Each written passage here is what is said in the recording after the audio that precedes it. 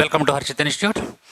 విజయవాడ మహానగరంలో 2009 సంవత్సరంలో ప్రారంభించబడి అనేక వేల మంది అభ్యర్థులను ప్రభుత్వ ఉద్యోగులుగా తీర్చిదిద్దిన మన హర్షిత్ ఇన్స్టిట్యూట్ గత 12 సంవత్సరాల్లో సుమారు 18,000 మందిని ప్రభుత్వ ఉద్యోగులుగా తీర్చిదిద్దింది. ఇప్పటి వరకు 5 సార్లు నిర్వహించినటువంటి ఈ యొక్క నోటిఫికేషన్స్లో అనేక సార్లు స్టేట్ ఫస్ట్ సాధించినటువంటి ఘనత మన హర్షిత్ ఇన్స్టిట్యూట్ది. ప్రస్తుతం మన హర్షిత్ ఇన్స్టిట్యూట్ యొక్క ప్రత్యేకతలు 24/7 24 గంటలతో కూడినటువంటి లైబ్రరీ సదుపాయం. అంతేకాకుండా ఇదే లైబ్రరీలో మనకు అత్యున్నత ప్రామాణిక గ్రంథాలు అందించడం అనేది జరుగుతుంది. నెక్స్ట్ ఈ లైబ్రరీతో కూడినటువంటి ఈ లైబ్రరీలో మనకు వివిధ సబ్జెక్టులకు సంబంధించినటువంటి ఎకానమీ, పాలిటీ, హిస్టరీ, జోగ్రఫీ మరియు అన్ని సబ్జెక్టులకు సంబంధించినటువంటి పూర్తి స్థాయి స్టడీ మెటీరియల్ మీకు అందించడం అనేది జరుగుతుంది. అంతేకాకుండా జాయిన్ అయిన ప్రతి అభ్యర్థికి పూర్తి స్టడీ మెటీరియల్ మరియు అభ్యర్థి ఏ ఎగ్జామ్ అయితే రాయకపోతున్నాడో ఆ ఎగ్జామ్కు సంబంధించినటువంటి సిలబస్ ప్రతి ఒక్కరికి అందించడం అనేది జరుగుతుంది. అంతేకాకుండా స్టేట్ ఫ్యాకల్టీ మన ఇన్స్టిట్యూట్లో బోధించేటటువంటి ప్రతి ఫ్యాకల్టీ కూడా economy, polity, arithmetic and reasoning తదితర సబ్జెక్టులకు సంబంధించినటువంటి ప్రతి ఫ్యాకల్టీ కూడా ఎంతో అనుభవము, అంకితభావము కలిగినటువంటి ఫ్యాకల్టీ మన యొక్క ఇన్స్టిట్యూట్లో ఉండడం అనేది జరుగుతుంది. అంతేకాకుండా మన ఇన్స్టిట్యూట్ యొక్క మరొక ప్రత్యేకత డైలీ టెస్టులు నిర్వహించడం మరియు వీక్లీ, మంత్లీ ఎగ్జామ్స్ నిర్వహించి ఆయా ఎగ్జామ్స్ నందు బహుమతి ప్రదానం చేయడం అనేది మన ఇన్స్టిట్యూట్ యొక్క ప్రత్యేకత. అంతేకాకుండా నాన్ మ్యాథ్స్ స్టూడెంట్స్ ఎవరైతే ఉన్నారో వాళ్ళపై ప్రత్యేక శ్రద్ధ చూపించడం, నెక్స్ట్ వాళ్ళకి ప్రత్యేక తరగతులు నిర్వహించడం అనేది జరుగుతుంది. తప్పనిసరిగా మీరు ఒక్కసారి మన హర్షిత్ ఇన్స్టిట్యూట్ని ఒక్కసారి సందర్శించండి. హర్షిత్ ఇన్స్టిట్యూట్లో ఉన్నటువంటి ప్రతి అంశాన్ని క్షుణ్ణంగా అవగాహన చేసుకోండి. మరియు ప్రస్తుతం ఎవరైతే హర్షిత్ ఇన్స్టిట్యూట్లో ఉన్నారో ఆ యొక్క విద్యార్థుల్ని వాకప్ చేయండి. మన యొక్క పరిస్థితుల గురించి అవగాహన చేసుకున్న తర్వాతే మన యొక్క హర్షిత్ ఇన్స్టిట్యూట్లో జాయిన్ అవ్వమని కోరడం జరుగుతుంది.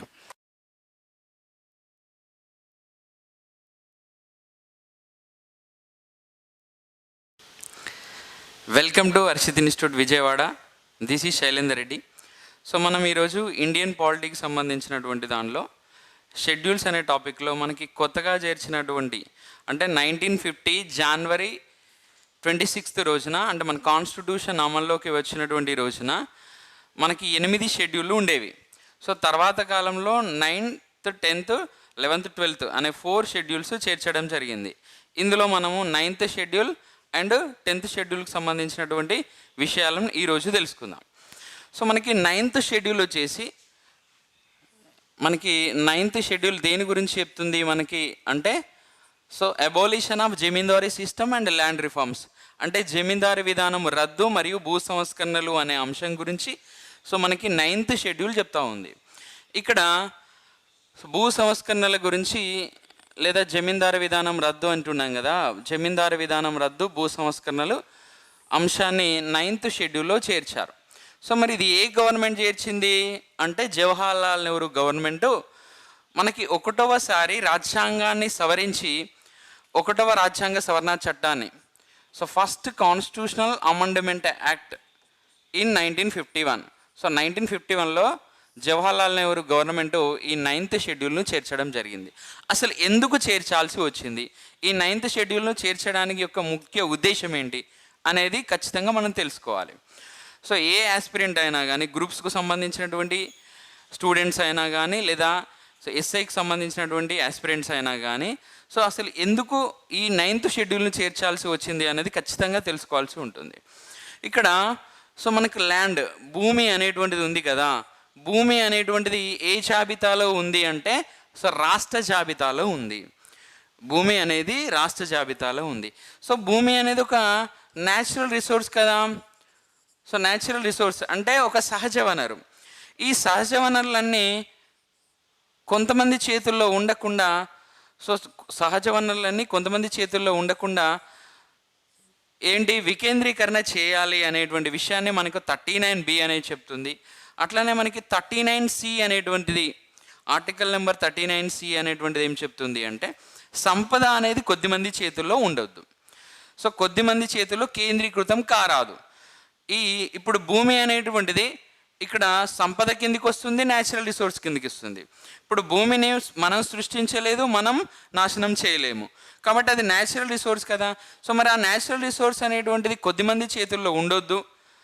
సో ఆ న్యాచురల్ రిసోర్స్ అనేటువంటిది సో ఏంటి, వికేంద్రీకరణ చేయాలి అనగా సో పంచిపెట్టాల్సి ఉంటుంది. నెక్స్ట్ ఇక్కడ సంపద అనేది కొద్దిమంది చేతుల్లో ఉండకుండా సో సెంట్రలైజ్డ్ కాకుండా డీసెంట్రలైజ్డ్ చేయాలి అని మనకు 39C అనేటువంటి ఆర్టికల్ చెప్తుంది. సో ఇవన్నీ కూడా ఈ 39B అనేటువంటి ఆర్టికల్ కానీ 39C అనేటువంటి ఆర్టికల్ కానీ ఇవి ఎక్కడున్నాయి? సో కాన్స్టిట్యూషన్లోని నాలుగవ భాగంలో so directive principles of state policies అనేటువంటి అంశంలో ఉంది, ఈ ఆర్టికల్స్ ఉన్నాయి. అంటే ఆదేశక సూత్రాలు అనేటువంటి అంశంలో సో మనకి 39B అండ్ 39C ఉన్నాయి. ఇప్పుడు ఆదేశక సూత్రాలు దేని గురించి చెప్తా ఉన్నాయి? ప్రభుత్వాలు ఏ విధంగా ప్రజల సంక్షేమం కోసం పనిచేయాలి, సో ప్రభుత్వాల యొక్క విధులేంటి, ప్రభుత్వం ఏ విధంగా సో ఉండాలి అనేటువంటి దాని గురించి ప్రభుత్వానికి ఒక దిశానిర్దేశం చేసేటువంటి అంశమే మనకు direct principles of state policies. So మరి ఇప్పుడు ఒక ప్రభుత్వం అనేది ఏం చేయాలని చెప్తుంది? ఒక ప్రభుత్వం, ఏ ప్రభుత్వమైనా, అది కేంద్ర ప్రభుత్వమైనా లేదా రాష్ట్ర ప్రభుత్వమైనా, ఏ ప్రభుత్వమైనా ఏం చేయాలి? సో న్యాచురల్ రిసోర్సెస్ కొద్దిమంది చేతుల్లో ఉంచొద్దు, ప్లస్ సంపద అనేది కొద్దిమంది చేతుల్లో ఉంచొద్దు. అంటే ఇప్పుడు దీన్ని బట్టి ఏమర్థమవుతుంది? భూమి అనేది ఒక న్యాచురల్ రిసోర్స్ అండ్ ఒక సంపద. సో మరి ఇవి కొద్దిమంది చేతుల్లో ఉండొద్దు కదా. సో కొద్దిమంది చేతుల్లో ఉండొద్దు అంటే ఏం చేయాలి? సో భూ సంస్కరణలు ప్రవేశపెట్టి కొద్దిమంది చేతుల్లో ఉన్నటువంటి ఆ సంపదను లేదా భూమిని ఏం చేయాలి? భూ సంస్కరణల చట్టాలు తీసుకొచ్చేసి సో ఎవరి దగ్గర అయితే ల్యాండ్ ఎక్సెస్గా ఉన్నదో ఆ ల్యాండ్ను తీసుకొని పేద ప్రజలకు పంచాలి. సో మరి ఎందుకు పంచాలి అంటే సో మనకి ఇండిపెండెన్స్ వచ్చినప్పుడు సో 76% భూమి, భారతదేశంలో 76% భూమి కేవలం 4% ప్రజల వద్దే ఉండేది. అంటే వీళ్ళు జమీందారులు, భూస్వాముల వద్దే, అంటే 4% మంది ప్రజల వద్ద 76% భూమి ఉంది. సో మరి ఇట్లాంటి న్యాచురల్ రిసోర్సెస్ అనేది కొద్దిమంది చేతుల్లో ఉంటే ప్రమాదకరం కదా. సో మరి భూమిని భూ సంస్కరణల చట్టాలు తీసుకొచ్చేసి సో పేద ప్రజలకు పంచిపెట్టాలన్న ఉద్దేశంతో సో చాలా రాష్ట్ర ప్రభుత్వాలు ఏం చేశాయి అంటే భూ సంస్కరణల చట్టాలు తీసుకొచ్చి ఆ భూముల్ని జమీందారు దగ్గర నుంచి తీసుకొని సో జమీందారు విధానాన్ని రద్దు చేసి భూములను జమీందారుల దగ్గర నుంచి తీసుకొని పేద ప్రజలు పంచడం స్టార్ట్ చేసింది. సో అందులో ఫస్ట్ బీహార్ స్టేట్, తర్వాత వెస్ట్ బెంగాల్, ఉత్తరప్రదేశ్, సో ఇట్లాంటి చాలా స్టేట్స్ ఈ ల్యాండ్ రిఫార్మ్స్ యాక్ట్లను తీసుకురావడం జరిగింది. కానీ ఈ బీహార్లో కామేశ్వర్ సింగ్ అనేటువంటి ఒక జమీందారు, సో బీహార్లో కామేశ్వర్ సింగ్ అనేటువంటి ఒక జమీందారు ఏం చేశాడు అంటే ప్రభుత్వానికి వ్యతిరేకంగా, అంటే ప్రభుత్వము సో నా ల్యాండ్ తీసుకుంది, సో అట్లా తీసుకుంటుంది, ఆర్టికల్ నెంబర్ 31 అనేది సో ఇక్కడ ఆస్తి హక్కు గురించి చెప్తా ఉంది కదా. సో మరి ఇప్పుడు భూమి అనేది ఒక ఆస్తి కదా, మరి నా ఆస్తిని తీసుకునేటువంటి హక్కు గవర్నమెంట్కి ఎక్కడిది? ఇది నా ఫండమెంటల్ రైట్ కదా, ఆస్తిని కలిగి ఉండడం అనేది నా ఫండమెంటల్ రైట్ కదా, మనకు ఆర్టికల్ నెంబర్ 31 అదే చెప్తుంది కదా. సో మరి ఇప్పుడు నా భూమిని తీసుకోవడము ప్రభుత్వము సో రాంగ్ పద్ధతిలో నా భూమిని తీసుకుంది, నా ఆస్తి హక్కుకు భంగం కలిగించింది అని కామేశ్వర్ సింగ్ అనే అతను కోర్టులోకి వేసేసాడు. So Kameshwar Singh versus state of Bihar కేసులో ఆ బీహార్ హైకోర్టు ఏమని జడ్జిమెంట్ ఇచ్చింది అంటే కామేశ్వర్ సింగ్ ఫేవర్గా జడ్జిమెంట్ ఇచ్చింది. ఆయన భూమిని తీసుకోవడము ఆయన ప్రాథమిక హక్కుల్లో ఉన్నటువంటి ఆస్తి హక్కును హరించినట్టు అవుతుంది, కాబట్టి అతని భూమిని అతనికే తిరిగి ఇచ్చేయండి అని సో ఆ బీహార్ హైకోర్టు చెప్పింది. ఇట్లా వెస్ట్ బెంగాల్లోనూ సో దాంతో పాటుగా మనకి ఉత్తరప్రదేశ్లోనూ ఇట్లాంటి భూ సంస్కరణల చట్టాలకు విరుద్ధంగా స్టేట్ గవర్నమెంట్ తీసుకొచ్చినటువంటి భూ సంస్కరణల చట్టాలకు విరుద్ధంగా అక్కడ ఉన్నటువంటి స్థానికంగా ఉన్నటువంటి హైకోర్టులు కొన్ని ఫేవర్ గాను, గవర్నమెంట్ ఫేవర్ గాను, ఇంకో కొన్ని జమీందారులకు ఫేవర్ గాను జడ్జిమెంట్ ఇవ్వడం జరిగింది. సో మరి భూమిని పేద ప్రజలకు పంచడం తప్పెలా అవుతుంది? ఇక్కడ ఆర్టికల్ నెంబర్ 39లో ఉన్నటువంటి B ప్లస్ 39C ఆర్టికల్ ప్రకారం ఇట్లా పంచడం తప్పేం కాదు కదా. సో మరి డైరెక్ట్ ప్రిన్సిపల్స్ని ఇంప్లిమెంట్ చేసేటప్పుడు సో ఇట్లా జమీందారులు కేసులు వేస్తూ ఉన్నారు అని చాలా రాష్ట్ర ప్రభుత్వాలు వెళ్ళి అప్పుడు కేంద్రంలో ఉన్నటువంటి సో జవహర్లాల్ నెహ్రూ గవర్నమెంట్ను సంప్రదించి ఈ భూ సంస్కరణల చట్టాలను తీసుకువచ్చేసి ఆ భూ సంస్కరణల చట్టాల మీద కోర్టులకి పవర్ లేకుండా, కోర్టులకి జ్యుడిషియల్ రివ్యూ పవర్ అంటే తీర్పు ఇచ్చేటువంటి అధికారం లేకుండా ఏదైనా ఒక అంశాన్ని రాజ్యాంగంలో చేర్చమని సో ఇక్కడ ఆ రాష్ట్ర ప్రభుత్వాలు కోరడం జరిగింది. సో దీనిలో భాగంగా జవహర్లాల్ నెహ్రూ గవర్నమెంట్ ఏం చేసింది అంటే 1వ రాజ్యాంగ సవరణ చట్టం ద్వారా, 1వ రాజ్యాంగ సవరణ చట్టం సో 1951లో 1951లో ఈ 9th షెడ్యూల్ను తీసుకురావడం జరిగింది. సో 9th షెడ్యూల్తో పాటుగా ఆర్టికల్ నెంబర్ 31 క్లాజ్ ఏ, ఆస్తి హక్కులోని ఆర్టికల్ నెంబర్ 31 ఉంది కదా, so article number 31 clause A అనే కొత్త ఆర్టికల్ చేర్చింది, క్లాజ్ ఏ అనే article, plus article number 31 clause B అనే ఈ 2 ఆర్టికల్ని చేర్చేసి సో ఇప్పుడు 9th షెడ్యూల్ పైన ఈ కోర్టులకి జ్యుడిషియల్ రివ్యూ పవర్ లేకుండా చేసింది. అంటే ప్రభుత్వము సమిష్టి ప్రయోజనం కోసమో సో ఎవరి భూములైనా, ఏ ప్రైవేట్ వ్యక్తుల యొక్క భూములైనా ప్రభుత్వం తీసుకోవచ్చు. సో తీసుకొని దానికి సంబంధించిన కొద్ది మొత్తంలో నష్టపరిహారం చెల్లించి ఏ కోర్టులో కేసులు వేయకుండా, అంటే సో కోర్టులకి జ్యుడిషియల్ రివ్యూ పవర్ లేకుండా, సో మొత్తం మీద 9th షెడ్యూల్కి judicial review power, 9th schedule పైన కోర్టులకి జ్యుడిషియల్ రివ్యూ పవర్ లేకుండా సో ఈ article number 31 clause A, 31 clause B అనే 2 ఆర్టికల్ను 1వ రాజ్యాంగ సవరణ చట్టం ద్వారా చేర్చి సో మొత్తం మీద 9వ షెడ్యూల్ పైన కోర్టులకి జ్యుడిషియల్ రివ్యూ పవర్ లేకుండా చేయడం జరిగింది. సో మొత్తం మీద ఇక్కడ సో 9th షెడ్యూల్ పైన కోర్టులకి జ్యుడిషియల్ రివ్యూ పవర్ ఉందా అంటే సో లేకుండా చేశారు. ఇప్పుడు మనం 9th షెడ్యూల్ మీద కోర్టులో కేసు వేసినా కానీ కేసు తీసుకునే పరిస్థితుల్లో కోర్టులు లేవు. ఒకవేళ కేసు తీసుకున్నా కానీ సో ఏమవుతుంది, మళ్ళీ ఈ దీనిపైన నెగిటివ్గా సో అక్కడ ఉన్నటువంటి 9th షెడ్యూల్కు వ్యతిరేకంగా వేసినటువంటి కేసులకు వ్యతిరేకంగా జడ్జిమెంట్ ఇవ్వడం జరుగుతూ ఉంది. అంటే ఇప్పుడు కోర్టులకి 9th షెడ్యూల్ మీద జ్యుడిషియల్ రివ్యూ పవర్ అనేటువంటిది మొత్తం మీద లేకుండా అయిపోయింది. అయితే సో 9th షెడ్యూల్ను చేర్చినప్పుడు, అనగా 1951లో 9th షెడ్యూల్ను చేర్చినప్పుడు సో ఏమైంది, 13 రకాల చట్టాలను ఈ 9th షెడ్యూల్లో చేర్చడం జరిగింది. కానీ ప్రజెంట్ వచ్చేసి మనకి 284 చట్టాలు ఉన్నాయి 9th షెడ్యూల్లో. సో స్టార్టింగ్లో మనకి కేవలం భూ సంస్కరణలకు సంబంధించినటువంటి చట్టాలు మాత్రమే 9th షెడ్యూల్లో చేర్చారు. కానీ ఇప్పుడు సో అనేక చట్టాలు, భూ సంస్కరణల చట్టాలతో సంబంధం లేనటువంటి అనేక చట్టాలను సో ఇక్కడ 9th షెడ్యూల్లో చేర్చారు. ఇందులో కొన్ని కాంట్రవర్సీ చట్టాలను కూడా చేర్చడం జరిగింది. ఫర్ ఎగ్జాంపుల్ సో మనకి 76వ రాజ్యాంగ సవరణ చట్టం ద్వారా, 76వ రాజ్యాంగ సవరణ చట్టం 1994 ద్వారా ఏం చేశారు అంటే తమిళనాడులో రిజర్వేషన్స్ను 69% పెంచి, ఆ 69% పెంచినటువంటి దాన్ని తీసుకొచ్చి ఎక్కడ చేర్చడం జరిగింది, 9th షెడ్యూల్లో చేర్చడం జరిగింది. అర్థమవుతుందా? సో 9th షెడ్యూల్లో చేర్చారు. ఇప్పుడు 9th షెడ్యూల్లో చేర్చడం వల్ల 9th షెడ్యూల్ మీద కోర్టులకు ఏ పవర్ లేదు, జ్యుడిషియల్ రివ్యూ పవర్ లేదు. మరి ఈ తమిళనాడు రిజర్వేషన్కు సంబంధించినటువంటి విషయాన్ని 9th షెడ్యూల్లో ఎందుకు చేర్చాల్సి వచ్చింది? సో ఎందుకు చేర్చాల్సి వచ్చిందంటే సో మనకి 1963లో ఎంఆర్ బాలాజీ కేసులో, 1963లో ఎంఆర్ బాలాజీ కేసులోను మరియు 1964లో దేవదాసన్ కేసులోను, సో ఏ కేసు అంటున్నా నేను, దేవదాసన్ కేసులు, ఈ 2 కేసులలో సుప్రీంకోర్టు ఏమని జడ్జిమెంట్ ఇచ్చింది అంటే రిజర్వేషన్స్ 50% మించరాదు అని జడ్జిమెంట్ ఇచ్చింది. కాబట్టి ఈ 2 కేసులను దృష్టిలో పెట్టుకొని తమిళనాడు ప్రభుత్వము కేంద్ర ప్రభుత్వాన్ని కోరగా అప్పుడు ఉన్నటువంటి పివి నరసింహారావు గవర్నమెంటు సో 76వ రాజ్యాంగ సవరణ చట్టాన్ని అంటే రాజ్యాంగాన్ని సవరించి 76వసారి సో రాజ్యాంగాన్ని సవరించి తమిళనాడు రిజర్వేషన్ తీసుకొచ్చి 9th షెడ్యూల్లో పెట్టింది.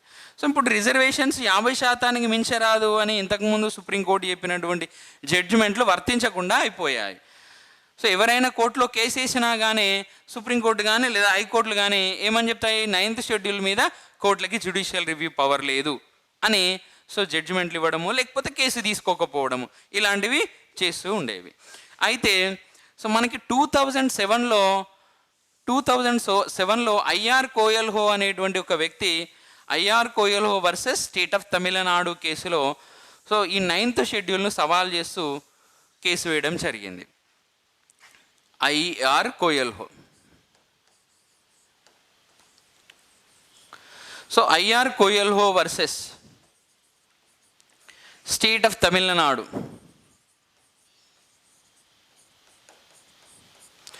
కేసు దీన్ని ఉద్దేశించి వేశాడు అంటే 9th షెడ్యూల్ను అసలు ఎందుకోసం చేర్చాల్సి వచ్చింది? 9th షెడ్యూల్ యొక్క ముఖ్య ఉద్దేశం ఏంది? జమీందారు విధానం రద్దు మరియు భూ సంస్కరణలు. సో మరి భూ సంస్కరణల గురించి ఉండాలి, కానీ ఇందులో భూ సంస్కరణలతో సంబంధం లేనటువంటి అనేక చట్టాలు ఎందుకున్నాయి అసలు అని ఇతను క్వశ్చన్ చేయడం జరిగింది. సో దీంతో సుప్రీంకోర్టు 2007లో ఐఆర్ కోయల్హో కేసులో ఒక సంచలనాత్మక తీర్పునివ్వడం జరిగింది. ఏమని?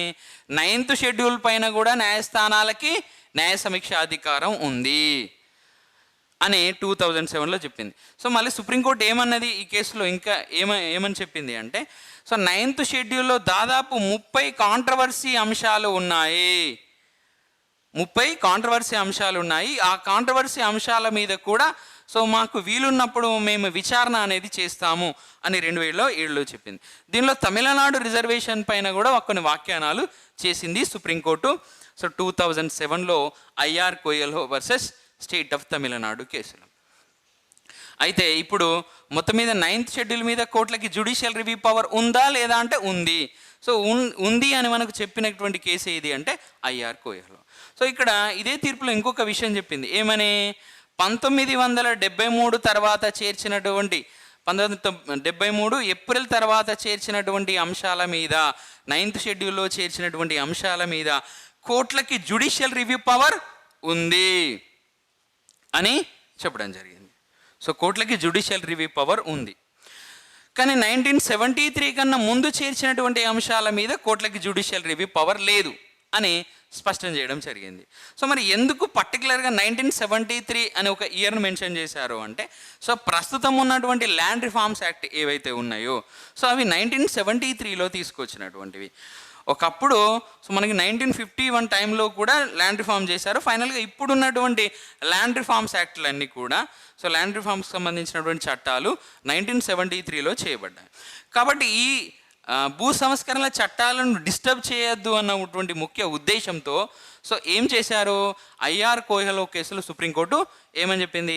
73 కన్నా ముందు చేర్చిన అంశాల మీద కోర్టులకి జ్యుడిషియల్ రివ్యూ పవర్ లేదు, 73 తర్వాత చేర్చిన అంశాలపైన కోర్టులకి జ్యుడిషియల్ రివ్యూ పవర్ ఉంది అనేటువంటి విషయాన్ని స్పష్టం చేయడం జరిగింది. సో ఇది మనకు 9th షెడ్యూల్కు సంబంధించినటువంటి విషయం. ఇక్కడ మెయిన్గా మనం పర్టికులర్గా 9th షెడ్యూల్ అంటే జస్ట్ భూ సంస్కరణల గురించి మాత్రమే తెలుపుతుంది. సో జమీందారు విధానం రద్దు, భూ సంస్కరణల గురించి మాత్రమే తెలుపుతుంది. కేవలం 1వ రాజ్యాంగ సవరణ చట్టం ద్వారా చేర్చారు అనే విషయాలు తెలుసుకుంటే సరిపోదు. సో ఇప్పుడు మొత్తం ట్రెండ్ మొత్తం మారింది అంటే దాని బ్యాక్గ్రౌండ్ కూడా తెలుసుకోవాల్సి ఉంటుంది. సో అది చేర్చడానికి కారణమైనటువంటి అంశాలను కూడా ఇక్కడ ప్రతి ఆస్పిరెంట్ తెలుసుకోవాలి. ఎందుకంటే ఈ మధ్యలో మొత్తం అప్లికేషన్ ఓరియంటేషన్లో క్వశ్చన్స్ అడగడం జరుగుతూ ఉంది. కాబట్టి ఇప్పుడున్న ట్రెండ్ ప్రకారము మనం చదివితే సో సక్సెస్ కావడానికి ఎక్కువ అవకాశాలు ఉంటాయి. సో గ్రూప్స్కు సంబంధించినటువంటి వాటిలో కావచ్చు, లేదా ఎస్ఐకి సంబంధించినటువంటి ఎగ్జామ్స్లో కావచ్చు మనకు కేసులు అడుగుతూ ఉన్నాడు. అలా 9th షెడ్యూల్కి సంబంధించినటువంటి ఐఆర్ కోయల్హో కేసు కావచ్చు, లేదా కామేశ్వర్ సింగ్ కేసు కావచ్చు, మనం గుర్తుపెట్టుకోవాల్సి ఉంటుంది. సో అలానే 9th షెడ్యూల్కు ప్లస్ 39B 39C అనేటువంటి ఆర్టికల్స్కు ఉన్నటువంటి సంబంధం ఏంటి, అలానే 31 క్లాస్ A 31 క్లాస్ Bకి ఉన్నటువంటి సంబంధాలు ఏంటి అనేది ఖచ్చితంగా ప్రతి ఆస్పిరెంట్ తెలుసుకోవాల్సి ఉంటుంది. సో గ్రూప్స్కి ప్రిపేర్ అయ్యేటువంటి స్టూడెంట్స్ కానీ, లేదా సో ఎస్ఐకి ప్రిపేర్ అయ్యేటువంటి స్టూడెంట్స్ కానీ కంపల్సరీగా సో ఇలాంటి విషయాల మీద ఫోకస్ చేయాల్సి ఉంటుంది. ఇక నెక్స్ట్ సో 10th షెడ్యూల్ గురించి మనం తెలుసుకుందాం. 10th షెడ్యూల్ దేని గురించి చెప్తా ఉంది? యాంటీ డిఫెక్షన్ లా గురించి చెప్తుంది. అనగా పార్టీ ఫిరాయింపుల నిరోధక చట్టం గురించి చెప్తా ఉంది. సో పార్టీ ఫిరాయింపుల నిరోధక చట్టం లేదా యాంటీ డిఫెక్షన్ లా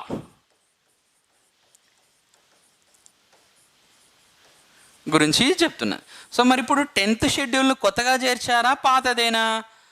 మనకి భారత రాజ్యాంగం ప్రారంభంలో 8 షెడ్యూల్ మాత్రమే ఉండేది. సో మరి ఇప్పుడు 10th షెడ్యూల్ను 9th షెడ్యూల్ను కొత్తగా చేర్చారని చెప్పుకున్నాము. సో అట్లానే 10th షెడ్యూల్ కూడా కొత్తగా చేర్చారా అంటే ఎస్ కొత్తగా చేర్చింది. మరి ఇది ఎన్నో రాజ్యాంగ సవరణ చట్టం ద్వారా చేర్చారు? సో 52వ రాజ్యాంగ సవరణ చట్టం ద్వారా. 52వ రాజ్యాంగ సవరణ చట్టము 1985లో ఏ government? Rajiv Gandhi government. So Rajiv Gandhi government ఈ 52వ రాజ్యాంగ సవరణ చట్టం ద్వారా 10th షెడ్యూల్ను చేర్చడం జరిగింది. సో మరి 10th షెడ్యూల్లో మాత్రమే రాజకీయ పార్టీ అనే పదం మనకు కనబడుతుంది. సో పొలిటికల్ పార్టీ అనే పదము కేవలం మనకు 10th షెడ్యూల్లో మాత్రమే కనబడుతుంది. ఇక్కడ రాజకీయ పార్టీలు అనేవి రాజ్యాంగబద్ధమైన సంస్థలా, లేకపోతే ఎలక్షన్ కమిషన్ చేత గుర్తింపు పొందబడినటువంటి సంస్థలా? అంటే ఎలక్షన్ కమిషన్ చేత గుర్తింపు పొందబడినటువంటి సంస్థలు.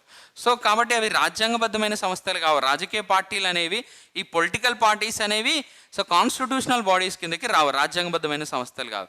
సో ఇవి కేవలం ఎలక్షన్ కమిషన్ చేత గుర్తింపు పొందినటువంటి సంస్థలు మాత్రమే. అవి కూడా అందులో జాతీయ పార్టీలు ఉంటాయి, ప్రాంతీయ పార్టీలు ఉంటాయి, గుర్తింపు పొందినటువంటి పార్టీలు ఉంటాయి. సో దాంతోపాటు ఇండిపెండెంట్ అభ్యర్థులకు సంబంధించినటువంటి వివరాలన్నీ మనకి ఎలక్షన్ కమిషన్ నిర్ధారణ చేస్తుంది. ఏది జాతీయ పార్టీ, ఏది ప్రాంతీయ పార్టీ, ఏది సో గుర్తింపు పొందినటువంటి పార్టీ, ఇవన్నీ నిర్ధారణ చేసేది ఎలక్షన్ కమిషన్. సో మనం ఇక్కడ పర్టికులర్గా 10th షెడ్యూల్లో దేని గురించి తెలుసుకుంటున్నాము అంటే సో పార్టీ ఫిరాయింపుల నిరోధక చట్టం గురించి. రాజకీయ పార్టీలకు సంబంధించినటువంటి వ్యక్తులు, అది ఎమ్మెల్యేలు కావచ్చు లేదా ఎంపీలు కావచ్చు. సో ఎమ్మెల్యేలు కావచ్చు, ఎంపీలు కావచ్చు, ఏం చేస్తున్నారు? ఒక పార్టీ తరపున గెలిచి లేదా ఒక గుర్తు మీద గెలిచి వేరే పార్టీలోకి మారుతూ ఉన్నారు. సో ఇట్లా 1985లో రాజీవ్ గాంధీ గవర్నమెంట్ ఈ 10th షెడ్యూల్ ఎందుకు చేర్చారు అంటే చాలామంది రాజకీయ నాయకులు ఒక గుర్తు మీద గెలిచి లేదా ఒక పార్టీ గుర్తు మీద గెలిచి వేరే పార్టీలోకి వలస వెళ్తూ ఉన్నారు. సో వేరే పార్టీలోకి మారుతూ ఉన్నారు. అంటే ఏం చేస్తున్నారు? పార్టీ జెండాలను సో సింపుల్గా మార్చేస్తున్నారు. అంటే ఒక పార్టీ తరపున గెలిచి నెక్స్ట్ డేనే వేరే పార్టీలోకి వెళ్ళిపోతున్నారు.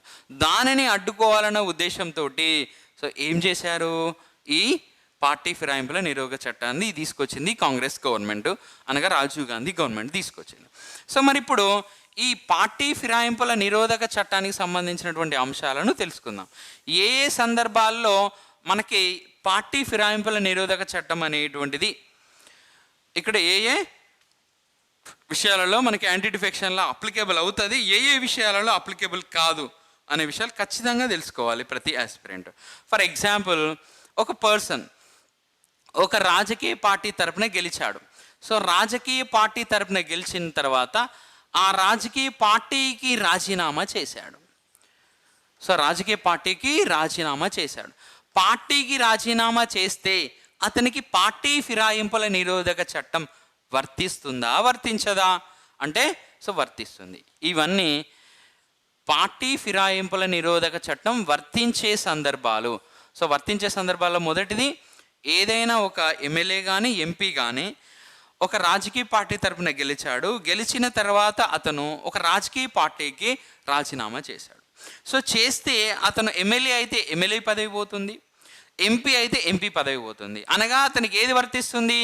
సో పార్టీ ఫిరాయింపుల నిరోధక చట్టం వర్తిస్తుంది ఒక పార్టీకి రాజీనామా చేసినప్పుడు. నెక్స్ట్ రెండవ సందర్భం చూద్దాం.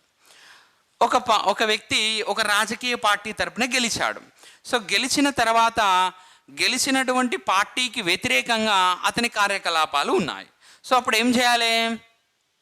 గెలిచినటువంటి వ్యక్తి సో తాను గెలిచినటువంటి పార్టీకి వ్యతిరేకంగా తన కార్యకలాపాలు ఉన్నాయి, అంటే వేరే పార్టీకి ఫేవర్గా మాట్లాడుతూ ఉన్నాడు. సో అలా మాట్లాడినప్పుడు అతన్ని ఆ పార్టీ సస్పెండ్ చేసింది.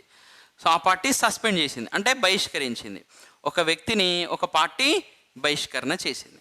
సో బహిష్కరించింది. సో మరి బహిష్కరించిన తర్వాత అతను వేరే పార్టీలో ఏం చేశాడు? వేరే పార్టీలో చేరాడు. సో వేరే పార్టీలో చేరితే మరి అతని యొక్క ఎమ్మెల్యే పదవి పోతుందా, ఉంటుందా? ఫర్ ఎగ్జాంపుల్, వంశీ వల్లభనేని అనేటువంటి ఒక వ్యక్తి ఉన్నాడు. సో ఒక ఎమ్మెల్యే, టీడీపీకి సంబంధించినటువంటి ఒక ఎమ్మెల్యే. ఆ టీడీపీకి సంబంధించినటువంటి వంశీ వల్లభనేని టీడీపీకి వ్యతిరేకంగా, సో తెలుగుదేశం పార్టీకి వ్యతిరేకంగా ప్లస్ వైఎస్ఆర్సీపీ అనే పార్టీకి ఫేవర్గా మాట్లాడుతూ ఉన్నాడు. సో కాబట్టి ఇప్పుడు ఫర్ ఎగ్జాంపుల్ టీడీపీ అనే పార్టీ సో వంశీ వల్లభనేనిని ఒకవేళ పార్టీ నుంచి సస్పెండ్ చేస్తే పార్టీ నుంచి సస్పెండ్ చేసిన తర్వాత ఆయన వేరే పార్టీలో జాయిన్ అయితే ఆయన ఎమ్మెల్యే పదవి పోతుంది. లేదు, అతన్ని పార్టీ సస్పెండ్ చేసింది కానీ అతను ఏ పార్టీలో చేరలేదు, సో మరి అప్పుడు అతని యొక్క మెంబర్షిప్ పోతుందా? మెంబర్షిప్ పోదు.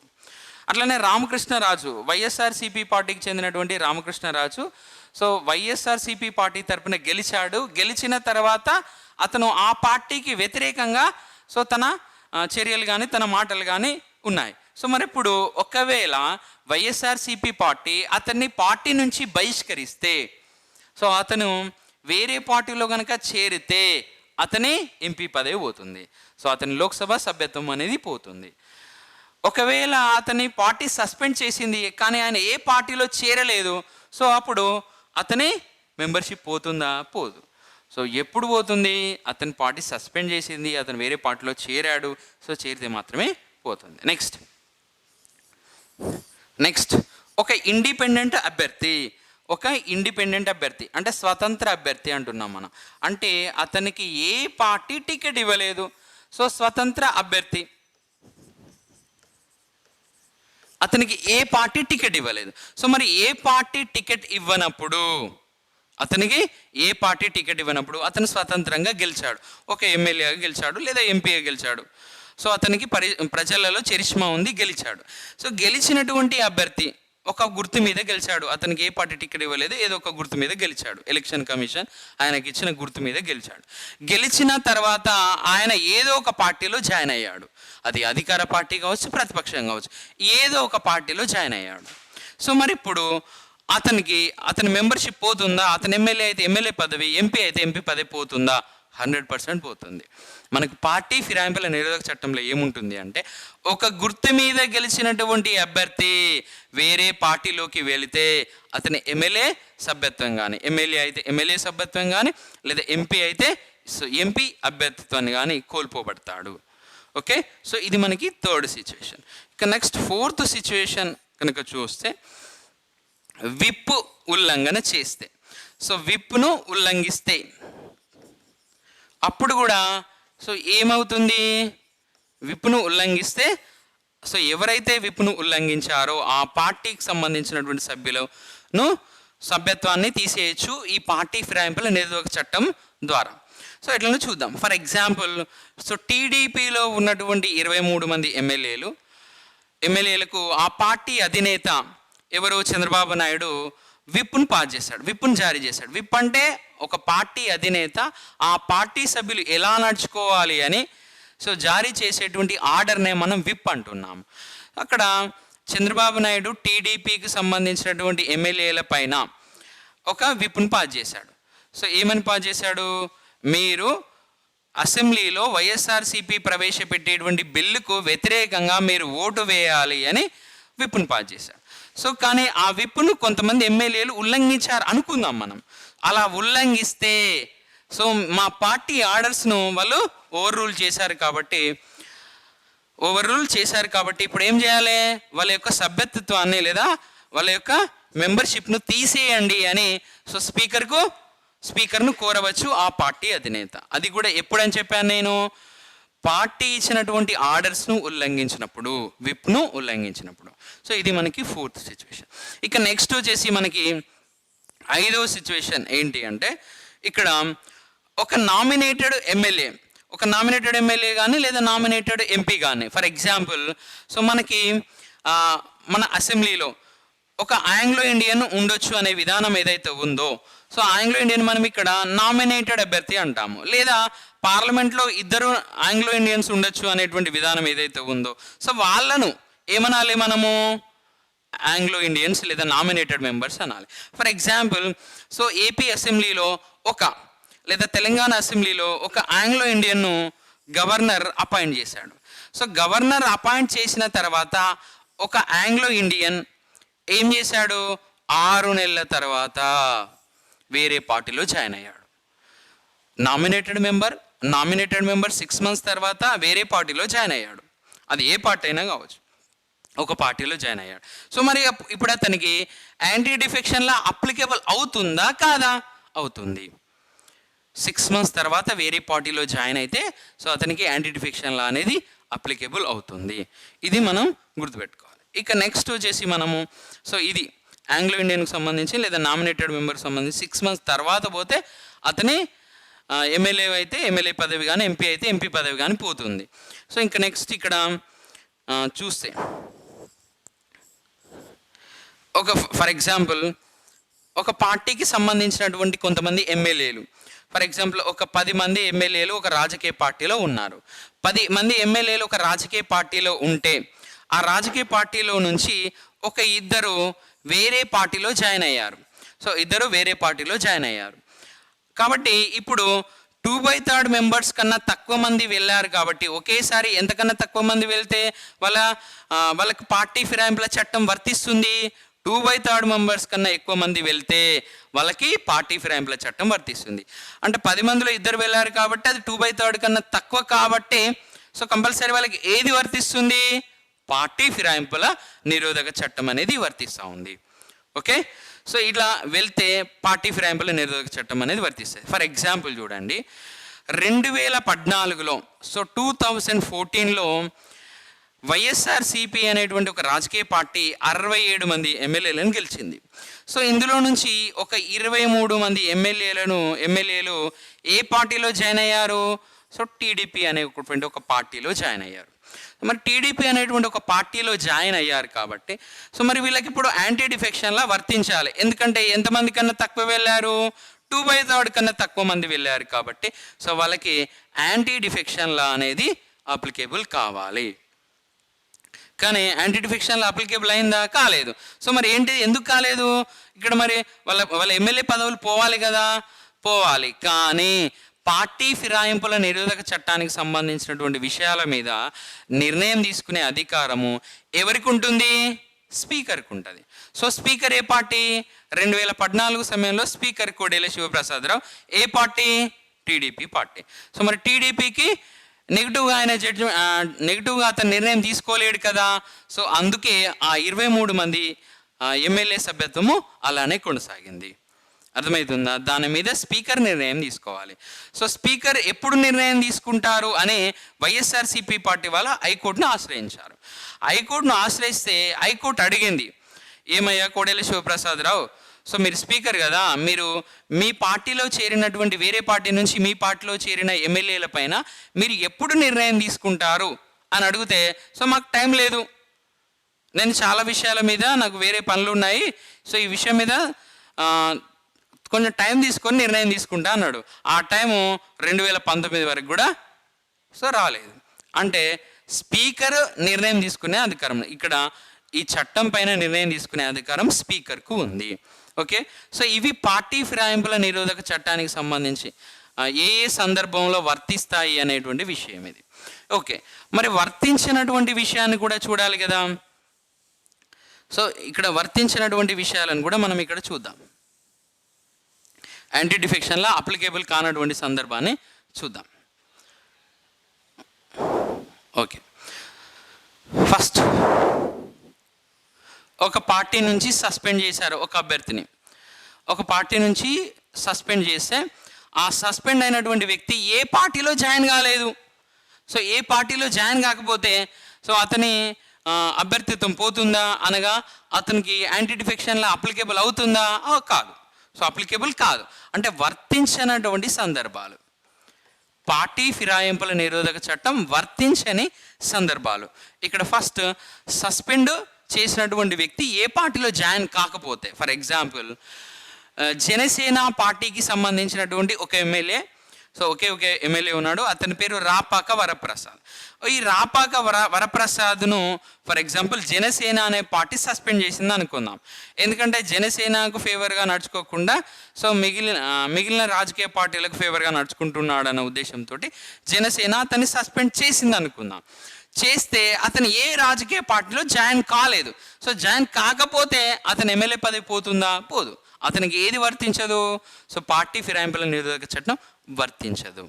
Okay, so next second one వచ్చేసి విప్పును ఉల్లంఘిస్తే సో ఎన్ని రోజుల్లో మాత్రమే కంప్లైంట్ చేయాలి? 15 రోజుల్లో కంప్లైంట్ చేయాలి.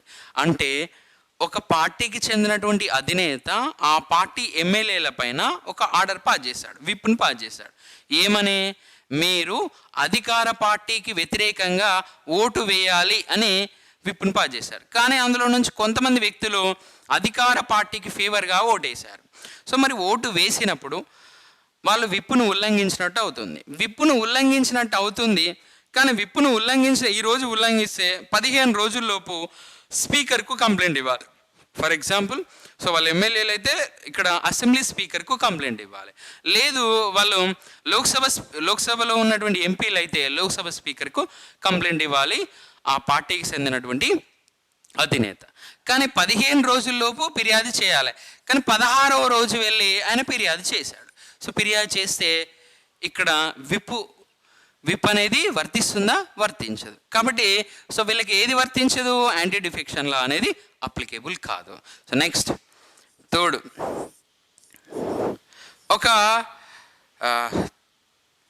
ఒక ఇండిపెండెంట్ ఇక్కడ ఒక నామినేటెడ్ ఎంపీ లేదా nominated MLA, for example Anglo Indian అనుకుందాం. ఒక ఆంగ్లో ఇండియన్ గవర్నర్, స్టేట్లో అయితే గవర్నర్ అపాయింట్ చేయొచ్చు ఇక్కడ అసెంబ్లీకి. అదే ఇక్కడ మనకి లోక్సభకి అపాయింట్ చేయాలంటే ఇద్దరు ఆంగ్లో ఇండియన్స్ లోక్సభలో ఉండొచ్చు. సో ఇక్కడ ఇద్దరు ఆంగ్లో ఇండియన్స్ని ప్రెసిడెంట్ ఆఫ్ ఇండియా అపాయింట్ చేయొచ్చు. అపాయింట్ చేసిన నెక్స్ట్ డేనే ఈ ఆంగ్లో ఇండియన్ ఎమ్మెల్యే, మన అసెంబ్లీలోనే ఆంగ్లో ఇండియన్ ఎమ్మెల్యే ఒక పార్టీలో జాయిన్ అయ్యాడు. ఏదో ఒక పార్టీలో జాయిన్ అయ్యాడు. సో కానీ అతనికి ఏది వర్తించదు? పార్టీ ఫిరాయింపుల నిరోధక చట్టం వర్తించదు. అర్థమవుతుందా? అంటే ఆంగ్లో ఇండియన్ 6 months తర్వాత వెళ్తే వర్తిస్తుంది, 6 months లోపు వెళ్ళాడు కాబట్టి వర్తించదు. సో యాంటీ డిఫెక్షన్లా అప్లికేబుల్ కాదు. ఇది థర్డ్ సిచ్యువేషన్. ఇక నెక్స్ట్ వచ్చేసి ఒక రాజకీయ పార్టీకి సంబంధించినటువంటి కొంతమంది వ్యక్తులు ఒకేసారి చాలామంది పార్టీ మారారు. ఫర్ ఎగ్జాంపుల్, ఒక పార్టీలో 10 మంది ఎమ్మెల్యేలు ఉన్నారు. 10 మందిలో 8 మంది ఎమ్మెల్యేలు ఒక్కసారి వేరే పార్టీలోకి వెళ్ళారు. సో వేరే పార్టీలోకి వెళ్తే అంటే ఎంతకన్నా ఎక్కువ వెళ్ళారు? 2/3 మెంబర్స్ కన్నా ఎక్కువ వెళ్ళారు. సో 2/3 అంటే 66%. సో 66 2/3%, అంతకన్నా ఎక్కువ వెళ్ళినట్టే కదా.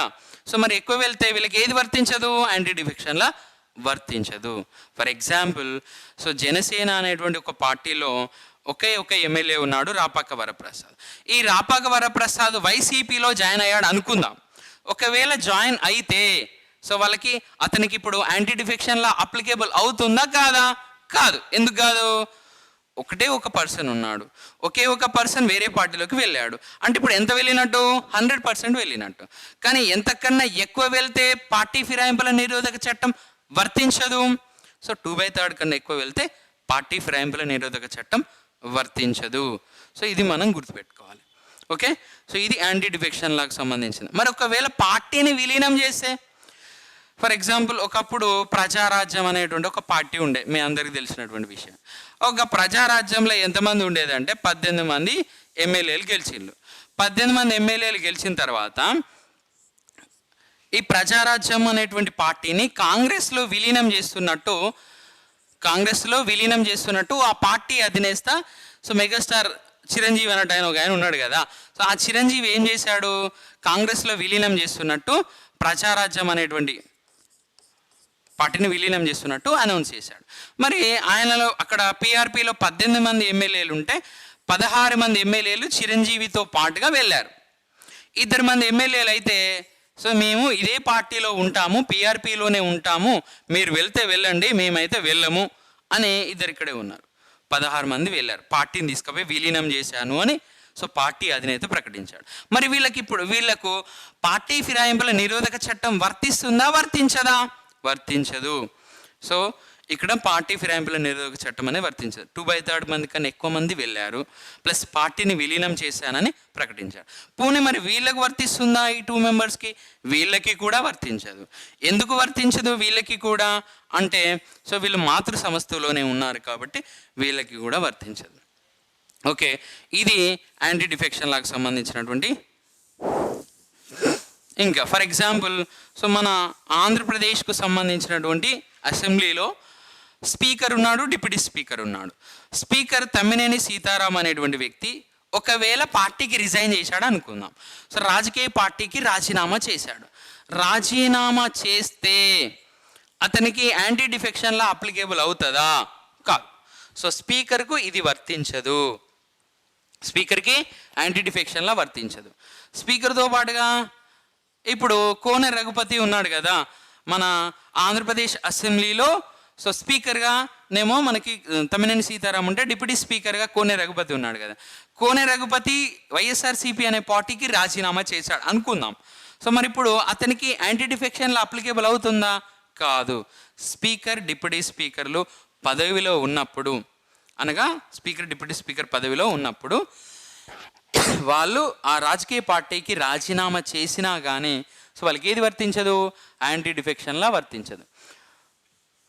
ఓకే, సో ఇది మనకు పార్టీ ఫిరాయింపుల నిరోధక చట్టానికి సంబంధించినటువంటి విషయం. Okay, thank you one and all.